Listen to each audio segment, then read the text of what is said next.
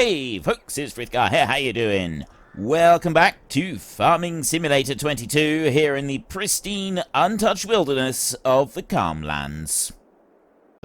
And like here, look, you've got little bits of stubble that are out on the edge, and the only way you get rid of them is if you plough the field out a little bit wider, or you go along and just paint over them.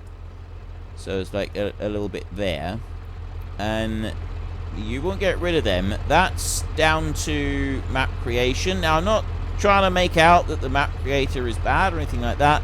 It's just where, when you're creating the map, if it goes just a tiny fraction too close to the edge when you're painting in that stubble pattern for the beginning of the fields, or even just painting in the crop on there, you can harvest it, but then you won't be able to get rid of the stubble unless you go over and you paint it afterwards, which is what I'm doing right now. So there's a couple little bits just here, like there, and a weed right there. We can't get rid of that unless we paint into the field a little bit.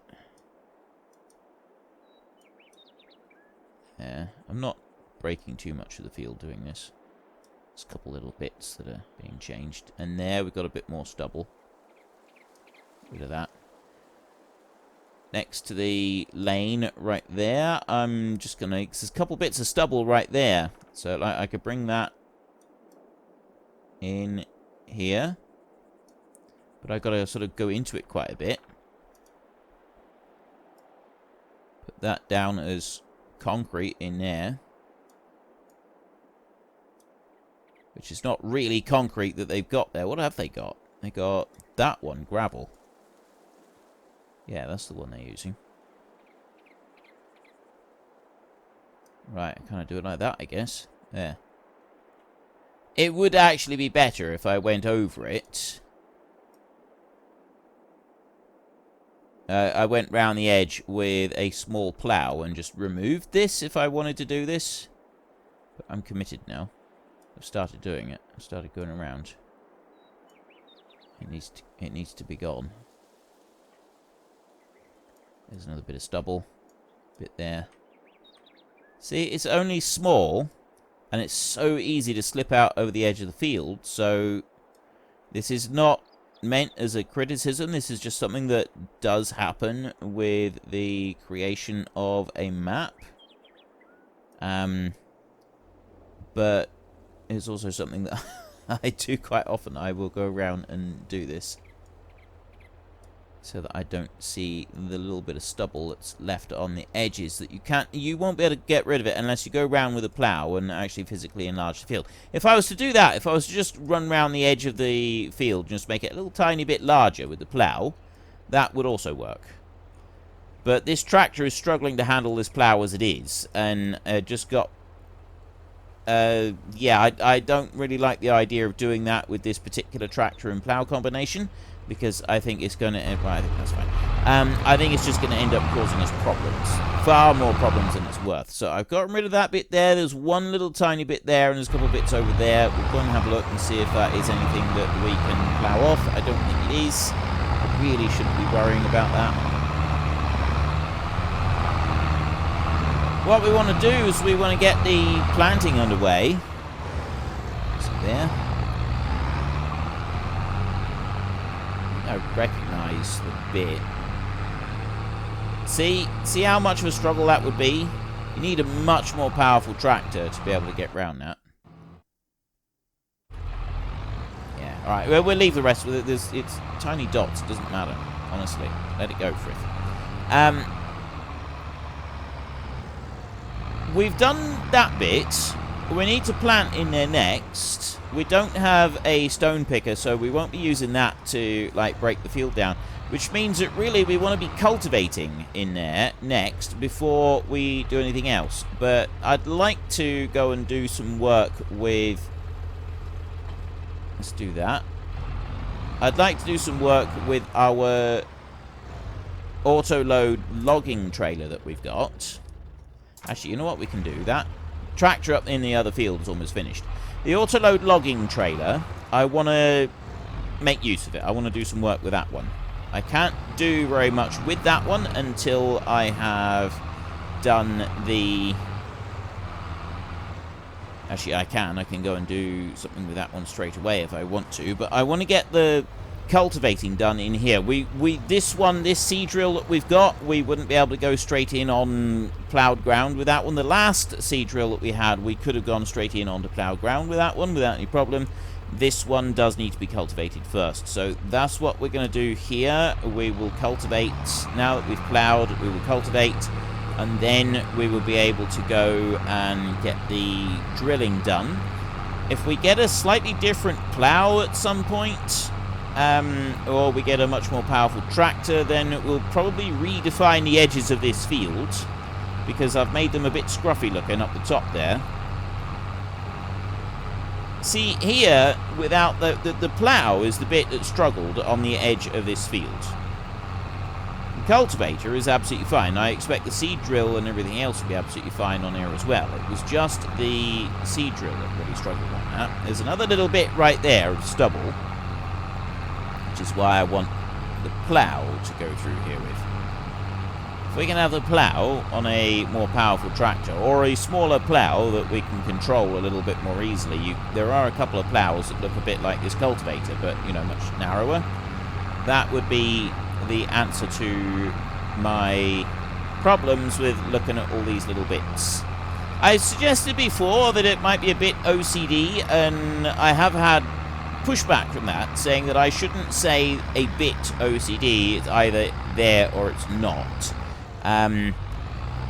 OCD is obsessive about it, whereas for others it's just an irritation, but it's not an absolute obsession, and there is a genuine difference between the two. And okay, yep, I'm willing to accept that. So I won't say a bit OCD about it, but I will say that looking at it does irritate me somewhat, and I don't want to keep looking at it. So I'll leave it at that. If I go up here like this, and then I press H there, I should go in that straight line. That will work out perfectly for us. We'll run that line there, and then you over here should be just about finished, so we don't want that one. Soil composition, we'll go over to planting, and he's actually planted every single little bit of that field. He's done a really good job of that. There is no little bits missing. Actually, none shown on the map, but it does look like there's a couple of little bits missing just there. So what I'll do is I'll just manually fill that in. And now that this field up here is finished, we can, well, we'll reload what we can from the pallet that we've got just there. Just do that, even though I shouldn't really be turning that sharp with this seed drill. Definitely not with this seed drill. This seed drill would not cope very well with turning sharp. That much I can tell you. Excuse me. So we'll go over and we'll just reload the little bit that we've got there, and then we can... Excuse me. I had the hiccups today. I'll take what I've got there. That's still got a bit of a pallet left there, so we're going to have to come back to that later on and refill our seed drill once we're done down the bottom. So it's barley that we're going to go for. This one is going to be barley. My seed drill is still off. Let's try turning that one off. There, soybeans, sorghum, pulse radish, grass, wheat, barley. Barley is the one. I don't know whether barley or wheat yields more. I don't know which one, but I'm doing wheat on the time-lapse series, so I'm going to go with barley on this one. Purely, that is 100% the only reason that I'm doing it like this, is I'm doing one on the time-lapse, so I'll do a different one on here. Now, I could go straight into the field with this tractor and start planting immediately. I'm not going to do that. What I'm going to do instead is I'm going to leave this one here. We'll have the noisy tractor with the hired help, so we don't have to have that screaming in our ears, deafening us. And instead, we'll use this one to go and get the auto-load trailer. And then we can do a little bit of logging, and we can load that one up. Quite looking forward to getting this one loaded and seeing what options we've got on that short trailer. what we'll be able to do with it. Let's just stop there a second. Back up. One thing that we can do, potentially, let's close that one up. We haven't rolled this field, right? There's no rolling been done. Now, everything needs lime, but we don't have the money for lime. And now that I've planted, I don't think lime can go on there anyway. I think it can only go prior to planting. I might be wrong on that. We might be allowed to put lime. I don't think you can, though. I think it's I think it has to happen previously. This is all orange, so it needs rolling. Everything needs rolling, and these are going orange on here as well. But it all needs rolling. So one thing that I would like to do is if we can cut down a load of timber now, I'd like to get a roller. But in order to be able to do that, I need to put everything else that we've got away in sheds. So that's something I am going to stick to. I know several of you have said, well, actually, you know, we do keep, you know, a mixture of machinery outside. It certainly wouldn't necessarily expect your cultivator and that to be undercover. It's quite normal to store your cultivator outside. And yes, I do agree. It would be normal to store some machinery outside. It definitely wouldn't be out of the ordinary to have the cultivator stored outside, possibly even the plough, depending on what moving parts it's got. A few other bits and pieces as well. But I think just for the sake of this series, I am going to say that we're going to stick with everything has to be undercover before I can buy anything else. So because of that, I'm gonna go with that for this as well. Everything has to be undercover before I can buy anything else. So I'm also going to state that everything has to be undercover, which means that I'm not allowed to buy a roller. I have every bit of machinery that I can buy before I'm allowed to get any more. So we've got this one right here. We've got a tractor that can pull it. Let's go and have a look at our various options that we've got on this one. So we've got, at the moment, I've got 2 piles working, and none of the logs are allowed to be more than 6 meters long. And if I press enter,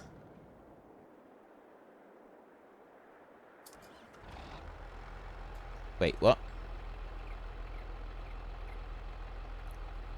How can I change the piles? Ooh, this is going to be difficult because enter turns the vehicle on and off as well as changes the piles. Oh, is it the other enter maybe? Yes, the enter on the keypad. Use the enter button on the keypad and that works as well. 3 piles now, maximum of 4 meters long, 1 a maximum of 12 meters long. So that's the one that we're going to have to use. We're going to have to just go with 1 pile, a max of 12 meters long, just like that. And then you've got your various other bits and pieces on there as well, which are the standard kind of options that you would get. This is absolutely fine, because we have found that our trees, we cut them into 3 sections. And that will work out quite nicely for this trailer. So we chop it into 3 sections, each tree, and then we should be able to bring them up here. I'm hoping that we can haul them all the way up here without too much difficulty. This tractor is obviously not as powerful as ones we've had in the past. Now that we have reached a point where we have got 2 tractors, we're going to stick with having 2 tractors, and we will maintain 2 tractors here at all times. So there will always be 2 tractors on this farm. Let's move on down this way. Whether or not we have these 2 tractors, there will be a minimum of 2 tractors, because that way we can have the hired help and we can be doing other work as well, and that's kind of like the important thing to me, is to be able to maintain that kind of aspect of it. So we'll come on up through here. I'm not going to build a track at the moment for this one. We'll just sort of cross-country. Something I'm wondering about, that auto-load trailer that I've got over there, will that one auto-load pallets, or is that just for bales? Let me unhitch this one and have a look. Because if that's not just for bale, if that is just for bales, I want another trailer that we can use for shifting the pallets. I mean, we may just have to go and load the pallets manually from the mill this time when we want to sell them. So let's have a look on here. Operating position.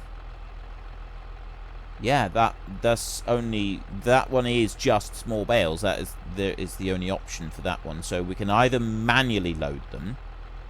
Because this one doesn't have straps either. So... Either, yeah, the manually loading is not an option as far as I'm concerned. Unleash that one. Yes, we're definitely keeping it to load the small bales, right? But we're going to want another trailer in order to be able to take care of pallets in the meantime. So there are a couple of options for trailers for that. If we go and have a look in here, you've got some trailers there. If you go into miscellaneous, we've got a couple of the basic ones right here. Is these auto-load ones right here. And it's this one. I use this one in the time-lapse series. It is a wonderful trailer. It's so useful. It's cheap as well at only 8,000. That's a really, really, really good trailer. It is absolutely fantastic. It is perfect. It's everything that we could want in an auto-load trailer, and I kind of want to use it for this as well. I know you you end up just using the same things over and over for all of them, don't you? This one here also has auto-load, but it works differently. It doesn't load individual pallets. It loads everything into the crate, and then it unloads it out the other end as well, but this one loads everything. And that one, I think, works in the same way. But yeah, this one here, it is good. It loads it into the box van, and when you get to the other end, it unloads it again in the form of pallets. It just puts the pallets out onto the floor again. So it's I kind of like that one, but I prefer the one that you see the pallets on the trailer. Now, there's a couple of other options. There is a couple of them in the bale loader section. So you got that one right there, the Farm Tech there, which is equipped with auto load, as you can see. It's 20,000 euros though, so it is not overly cheap. I thought there was another one or two. See, a lot of these do actually have auto load options to them, but they're all bales. All of these are bale auto loads. I think some of these, yeah, that one, a bale trailer is used for transport bales. This one, trailer with auto load for pallets. This one right here does have the similar options, but rather expensive again. This one works a bit like the Bachmann trailer. It doesn't load pallets up. It just loads it as loose material and then unloads it onto the ground at the other end as pallets once more. I think this one does the same, actually. It's just got different stuff that it can carry. So I don't really want to use that one because I don't really like that idea. And some sell points, when you tried it, you can't just go over it with the trailer as it is. And when you go to unload it, if you unload the pallets onto the sell point, for some reason they won't take the pallets like that. They've got to be lifted up, and so it doesn't actually work very well. But it's this one right here. This is the old familiar, this one. This one right here. Auto load for pallets extreme. Auto load for pallets normal. I would go for extreme. It allows you to pile it up higher. I like that. So I think we may end up going with that one, but I got nowhere to keep it. I'm gonna have to get a shed in order to be able to have somewhere to keep it. But I think what we'll do is we'll take this one up through here. Okay, it's a little bit rough going up through there, isn't it? And so I've got that tree in the corner that I could cut down, and then we've just got logs and trees and stuff over in this corner over here. So we'll stop you right there. We'll go and have a look at this one. It's almost finished, isn't quite. We have 912 euros left. It's not going to take much for it to finish now, is it? Go there and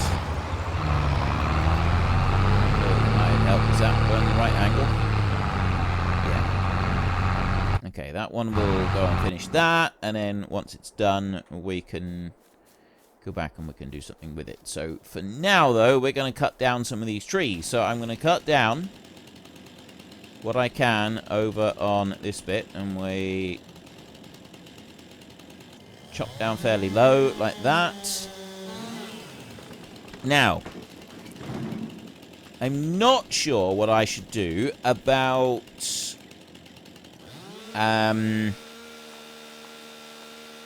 tree stumps. Right. Should I have tree stumps just got rid of, or should I only get rid of my tree stumps if I'm able to do so with a machine? I'm kind of thinking that a machine would be the way to do it. Now, I need to cut this into 3 equal parts. So, where did we go for our equal parts? I can't actually remember now. We came down to, I think it was about here. Let's cut that one off. That's 7.8 meters there, and that leaves this at 17 meters. So I can actually cut it down. No, actually, I think 17 meters will be fine, and then we just got to try and find the halfway point on this one, which I think was a bit above there. Memory serves. 9.2 and 8.1. Right, so I got that a little bit wrong. Let's go with the next one. I'll chop down the next tree, and we'll see if I can get that a little bit more accurate. It would be nice if I could. We'll chop you down there. This time I'll cut it from the bottom. So we'll go up and we'll do what we did before. Race up through there like that, removing all of the tree limbs. And then I will go this end first. So we go up there to that point, and then we go past it. So I want to go past it a little bit more this time. About there. And that's giving me 8.9 meters. And then this one, let's go and have a look back over on here. Where did I go with this one? That's 7.8 meters. So that was just above that part, which would be there. So I actually want to go a bit more than that now because of the other bit. And I want to chop it there. So that gives me 6 meters. 10.3 meters is a little bit too long. And then 8.9 meters. I'm aiming for 9 meters. I want 2 at 9 meters, and then I want the short piece on the end, because these 2 at 9 meters, these are the ones that are really going to give money. Right? This is where the real money is going to come in, is the 2 lengths at 9 meters.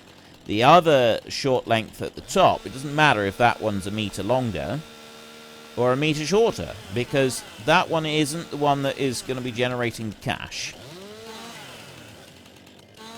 That's just the short twig at the top that really doesn't make a difference to the money coming in. Let's just do that. Tidy that one up a bit.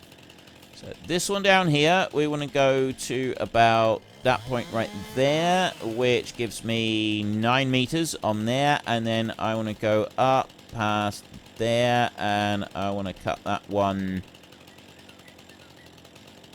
there, I think, which gives me 9.7 meters and 6.6. So back a little tiny bit further, and I've got that one just right.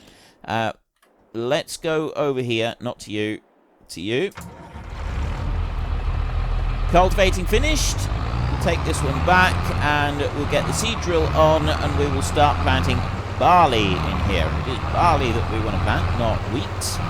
If we can get that barley going in here, I will just do a pass around the outside edge. The problem with barley is that it does use more seed than, well, a lot more seed than what canola does. So it's going to take more work. Now, I reckon a couple loads of timber, and we will be able to buy the sheds that we want, which means that we'll also then be able to buy the roller that we want. Because like this one here, I can bring that one back into the shed. I've got to unhitch that one like that, which I really like to do. That's just the way it is. I can put the seed drill at the back of the shed, and then I can put the cultivator in front of the seed drill a little bit later. I've got then 2 spots left in the sheds, which are for the 2 tractors.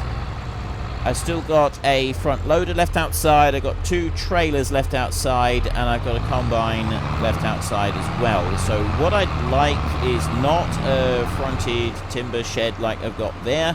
I'd like to have a shed that has a sort of open on all sides type situation, and then I'll be able to just drive the combine straight in and to reverse it in.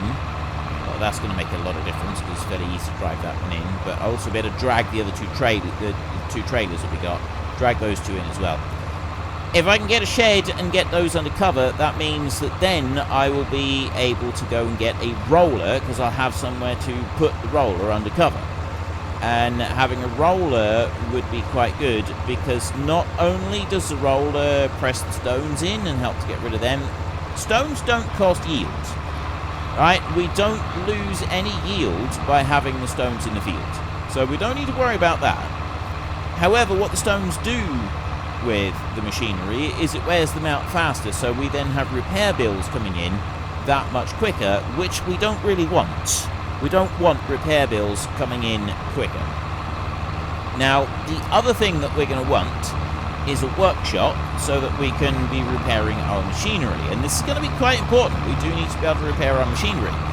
At the moment, we don't have that. Now, we could have the same thing that we had in Erlengrat, which is basically we just have our toolbox and we mend our machinery on the side of the field, which is something that I have done before. It's not uncommon at all. It is something that lots of people do. It is quite normal, quite acceptable. However, I'm thinking that I would like an actual workshop for this series. I would like somewhere that we take our machinery and we actually repair it. I feel that that would be more in fitting with a farm that has not just starting completely from scratch, because we're not. We started from scratch. We built up on our last farm. We sold that one and we moved here in order to pursue additional opportunities and make more money, which means that we need to have a bit more of a professional outfit, and that part of that slightly more professional outfit also includes having a better workshop. So we're not going to be working out of our toolbox on the side of the field anymore. Oh no. This time we're going to be doing things a little bit better. We're going to have the luxury of being able to do our work. Unfortunately, folks, that is all we have got time for today. A massive thank you to everybody who has earned their way into the Great Book of Names. To find out some more details about all the names coming past, please head into the description and click on the link to the Discord. It's a link to another video. The link is on the other video. Please also consider checking out the links there for Nitrado, who provide gaming servers for games like Farming Simulator, Minecraft, Ark, and several others. And there's also Fanatical, who will help support your gaming habit by providing you with cheap games and also giving me a small commission on anything that you buy using my link. If you've enjoyed this particular video, then please head down below and give us a like. And if you really enjoyed it, then please tell your friends all about me. Get them to come and watch as well. That would be awesome. And until next time, thank you very much for watching. This is Frithgar. Goodbye, and see you later.